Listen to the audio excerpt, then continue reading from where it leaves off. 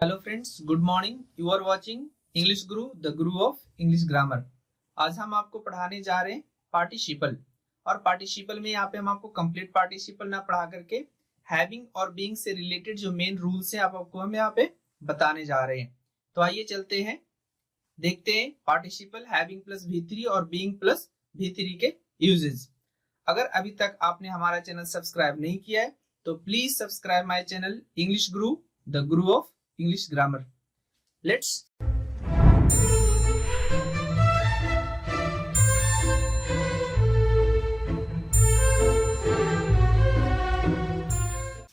move on. Having plus V3.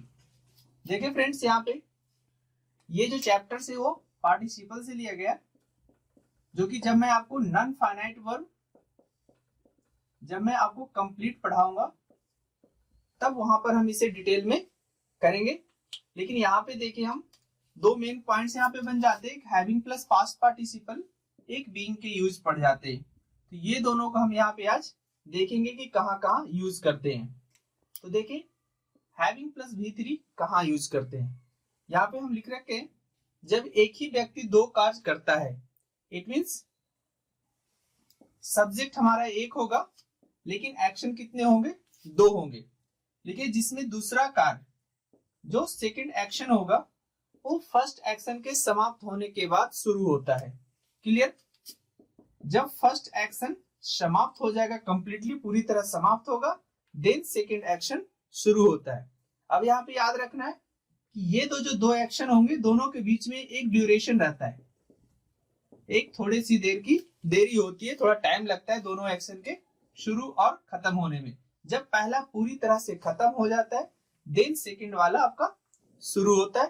तब हम perfect participle इसे बोलते हैं। परफेक्ट इसीलिए बोलते हैं कि जब पहला एक्शन खत्म हो जाएगा, पहला एक्शन हमारा परफेक्ट हो जाएगा, देन सेकंड एक्शन बिगिंस, तब दूसरा एक्शन हमारा शुरू होता है। अब देखिए, यहाँ पे हम आपको एक स्ट्रक्चर से समझाने की कोशिश कर रहे हैं कि यहाँ पे स्ट्रक्चर के सहारे अगर हम बनाए तो सेंटेंस ज्यादा आसानी से आपको बन जाएंगे। हैविंग, सबसे शुरुआत आपको हैविंग से करनी है, V3 प्लस ऑब्जेक्ट, देन आपका एक सेकंड सेंटेंस होगा। सिंपल से आप यहाँ पे एक सेंटेंस लिख सकते हैं। हमने यहाँ पे पूरा पैटर्न लिख दिया कि सब्जेक्ट वर्ब ऑब्जेक्ट होगा या अदर वर्ड्स होंगे या दोनों भी हो सकते हैं। क्लियर? सबसे पहले आपको जो समझना है, बस ये स्ट्रक्चर अच्छे से समझ ले। हैविंग होगा, फिर V3 होगा, फिर ऑब्जेक्ट होगा। Clear? Having, V3, object, then after this is your first sentence and this will be your first sentence and this will be your second sentence. ये जो कंप्लीट एक्शन होगा उसे हम हैविंग से बनाएंगे, और जो बाद में एक्शन पूरा होगा उसे हम जिस टेंस में होगा उस टेंस के स्ट्रक्चर से बनाएंगे। हम यहाँ पे लिखे, having taken breakfast he went to the office. नाश्ता करके ही वेंट टू द ऑफिस, वह ऑफिस चला गया। फ्रेंड्स देखिए, यहाँ पे नाश्ता करके एक्शन समाप्त हुआ, ये पूरी तरह से एक्शन समाप्त हुआ। Then he went to the office, तब वह ऑफिस चला गया। ये क्लियर हो गया कि ब्रेकफास्ट का काम पहले हुआ और ये पूरी तरह से समाप्त हो गया। इसके लिए हम परफेक्ट पार्टिसिपल का यूज किए। जो सेकंड सेंटेंस, एक नॉर्मल एक सेंटेंस आपको मिलेगा, जिस टेंस में ये होगा उस टेंस में हम इसे बना देंगे। जैसे यहाँ पे वह ऑफिस चला गया, he went to the office. Now next example की ओर देखें। Having failed thrice he did not dare to take the examination. अब देखिए, हैविंग फेल्ड थ्राइस, 3 बार फेल होने पर, इट मींस उसका 3 बार फेल होना कंप्लीट हो चुका है। उसके बाद he did not dare to take the examination, उसके बाद उसने साहस नहीं किया कि दोबारा हम एग्जामिनेशन दे। क्लियर? तो हैविंग प्लस V3 का यूज हम तभी करते हैं जब दो एक्शन होंगे, एक पहले समाप्त हो जाएगा, जो पहला वाला होगा पूरी तरह समाप्त होगा, देन सेकंड वाला आपका शुरू होगा। क्लियर? देखिए इसका हिंदी, 3 बार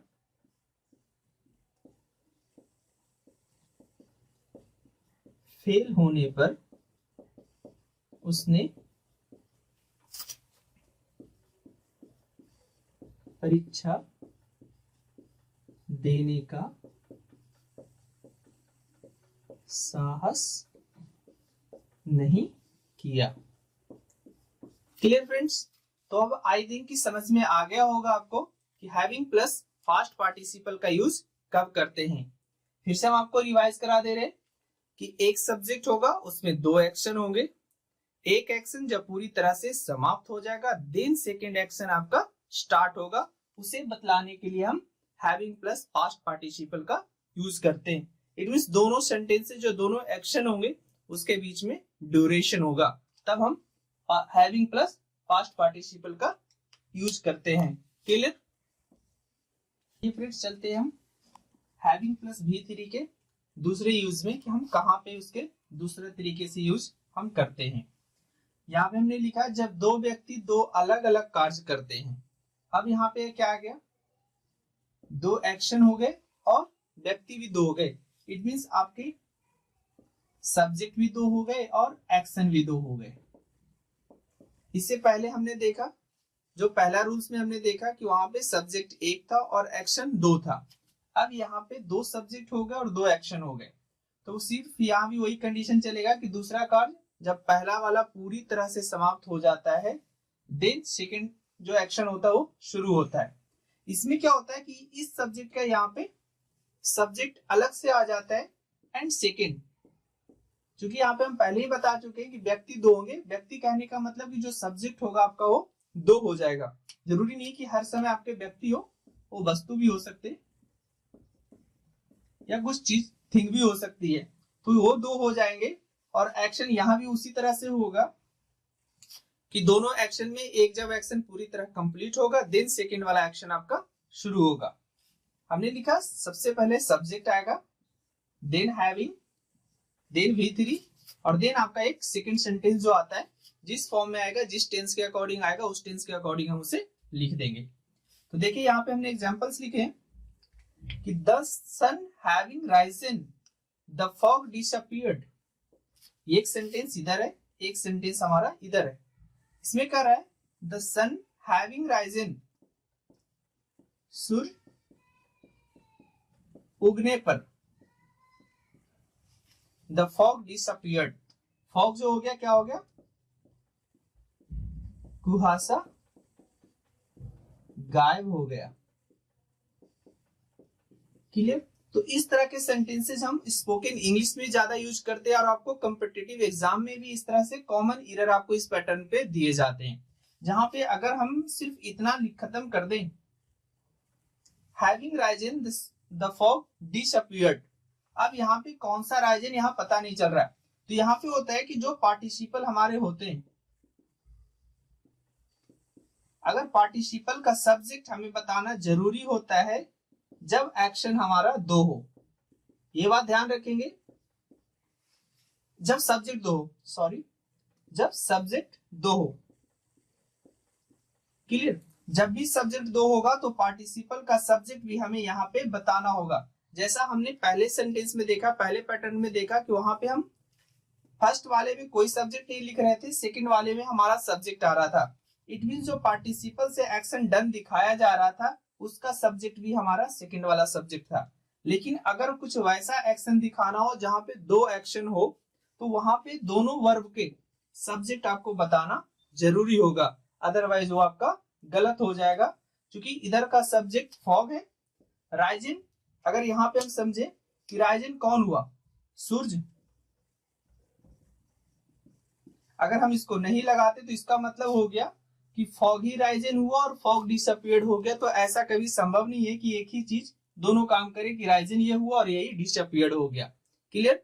तो दोनों में यही बात याद रखनी है आपको कि फर्स्ट वाले में हमारा सिर्फ एक सब्जेक्ट आ रहा था, क्योंकि ये जो वर्ब था इसी सब्जेक्ट के थ्रू हो रहा था। अब यहाँ पे 2 अलग अलग एक्शन है और दोनों के लिए अलग अलग सब्जेक्ट डिफाइन करना जरूरी है। क्लियर? तो आइए फ्रेंड चलते हैं हम बीइंग से रिलेटेड जो मैंने आपको बताया स्टार्टिंग में कि बीइंग से रिलेटेड क्या पढ़ेंगे हम, तो जब हम पार्टिसिपल का पैसिव वॉइस बनाते हैं वहां पे, ठीक है, तब हम बीइंग का यूज करते हैं और हैविंग का यूज करते हैं बीन के साथ। अब ये क्लियर पहले से ही होगा आपको अगर आप पढ़े होंगे पैसिव वॉइस। जब भी हैव आता है, हैज हैव हैड आता है,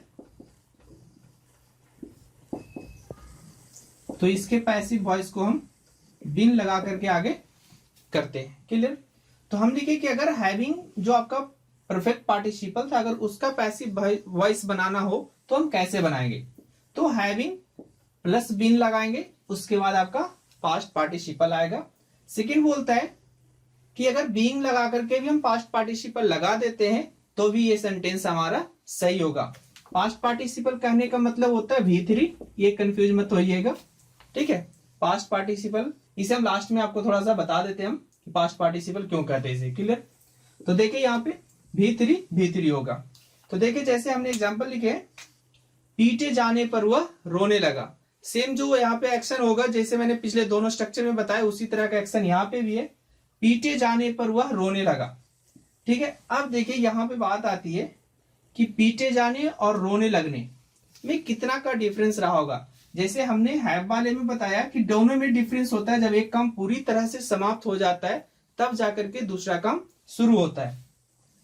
जब यदि सेंटेंस से आपको वैसा लगे कि अगर कोई एक्शन ऐसा हो जो कि दो एक्शन हो, दोनों में अगर डिफरेंस आपको नजर आए, तो हम उसके पैसिव वॉइस को हैविंग से बनाएंगे, अदरवाइज हम उसे बीइंग से बनाएंगे। यहाँ पे पैसिव वॉइस के बारे में सिर्फ हम आपको बता रहे हैं, ये आपका प्रेजेंट पार्टिसिपल होता है, प्रेजेंट पार्टिसिपल होता है बीइंग,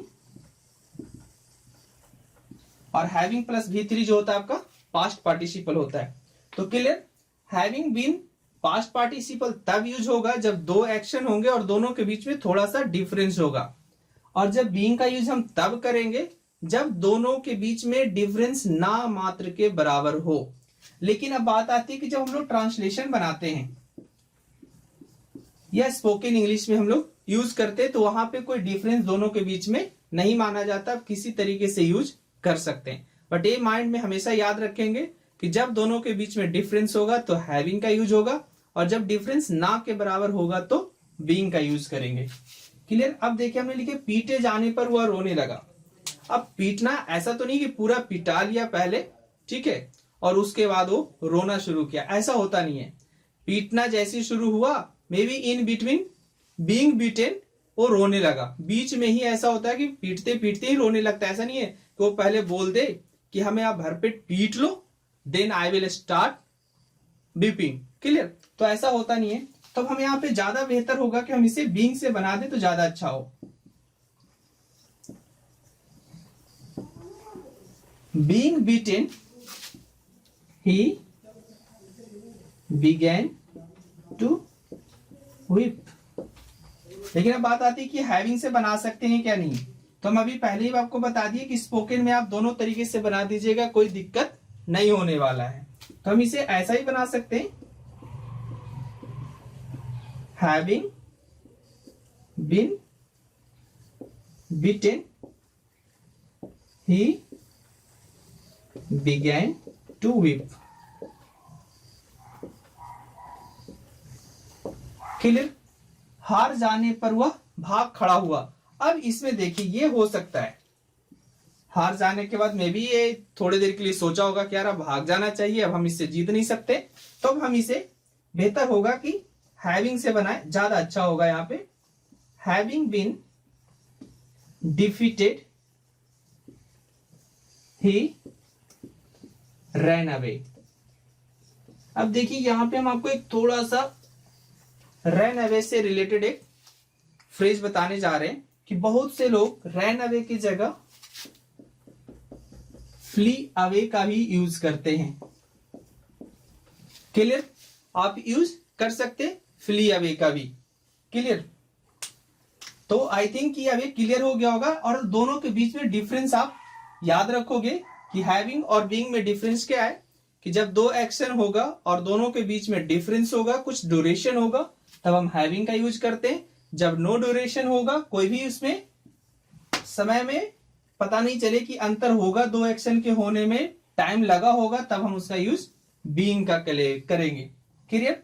तो अब हमें समझ में आ गया होगा कि हैविंग का यूज कब करते हैं और बीइंग का यूज कब करते हैं। तो ये सारे डिटेल्स मैं आपको छोटी छोटी बारीकियां बताऊंगा जब मैं आपको नॉन फाइनाइट वर्ब पढ़ाऊंगा। तो आई होप कि आज हमने आपको लेकर चला हैविंग प्लस पास्ट पार्टिसिपल, और बीइंग का यूज हमने पैसिव वॉइस में बताया। बीइंग का यूज देख ले कि एक्टिव वॉइस में भी हम लोग करते हैं। तो ये सब सारी चीजें मैं आपको जब नॉन फाइनाइट वर्ब बताऊंगा तो वहां पे पूरे डिटेल से आपको मैं बताऊंगा। क्लियर? आई होप आप सबको अच्छे से समझ में आ गया होगा having plus past participle and being plus past participle. चलिए एक चीज मैं भूल रहा हूं, आपको मैंने बताया था कि पास्ट पार्टिसिपल क्या होता है। ठीक है, तो मैं आपको यहां पे दिखाना चाहूंगा कि पास्ट पार्टिसिपल कुछ खास नहीं है। जब हम देखते हैं V1, V2, V3, V4 and V5, ये आई थिंक सबको पता है, लेकिन सबका नाम पता नहीं होता है कि किसको क्या कहते हैं। इतना जानते हैं कि V1 होता है, V2 होता है, V3 एंड V4 और V5। तो आइए हम आपको सबका इसका डिटेल नाम आपको यहाँ पे बता दें। इसे बोलते हैं present tense plural number. Same तरीके से यहां आते हैं, इसे बोलते हैं प्रेजेंट टेंस सिंगुलर नंबर। तो ऐसा नहीं है, ये तो सिर्फ प्रेजेंट में यूज होता है, लेकिन इसका यूज हम लोग हर जगह करते हैं। बट नामकरण जो इसका बोलते हैं प्रेजेंट टेंस प्लूरल नंबर, और ये आपका सिंगुलर नंबर। अब आती है बात जो मेन तीन चीज आपके बीच में, मेन नाम यहीं पे बताने वाले थे हम कि ये तीन को क्या कहते हैं। तो V2 को बोलते हैं हम पास्ट पार्टिसिपल, पास्ट पार्टिसिपल, इसे बोलते हैं, sorry not past participle, this is past tense, this is present participle,